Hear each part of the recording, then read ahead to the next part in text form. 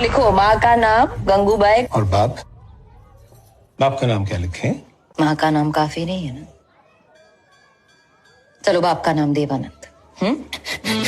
Hello दोस्तों, आज आप लोगों ने देखा है यहाँ पर शिवानी कुमारी को, और साथ ही आप लोग सोच रहे होंगे कि ये एक्ट लाने के लिए शिवानी काफ़ी लेट हो गई हैं, लेकिन कोई बात नहीं। कर रहा हूँ भाई, कर दे। क्या ना मोहब्बत होएगी ना मोहब्बत की बात होंगी, ना मोहब्बत होएगी ना मोहब्बत की बात होंगी। गेहूं आ रहे कटाई, अब जो बात होंगी गेहूं कटाई के बाद होंगी। बस खत्म ही कर दिया मैटर। तो दोस्तों, आज हम लोग भी करेंगे शिवानी के साथ में मस्ती, और आप लोग करेंगे इनकी वीडियो को एंजॉय। तो आप लोग बताएंगे कि आप लोगों को कौन सी क्लिप सबसे ज़्यादा अच्छी लग रही है और कौन कौन इस समय अपने खेतों में काम कर रहा है। और ये हैं अंजलि, और इन्होंने लगवाए हैं हेयर एक्सटेंशंस, और आप लोग देख सकते हैं कि इनके बाल बहुत ही खूबसूरत लग रहे हैं, और मैम ने बहुत ही अच्छे से इनका ये काम किया है। तो आप लोग बताएंगे कि आप लोगों को इनके हेयर कैसे लगे।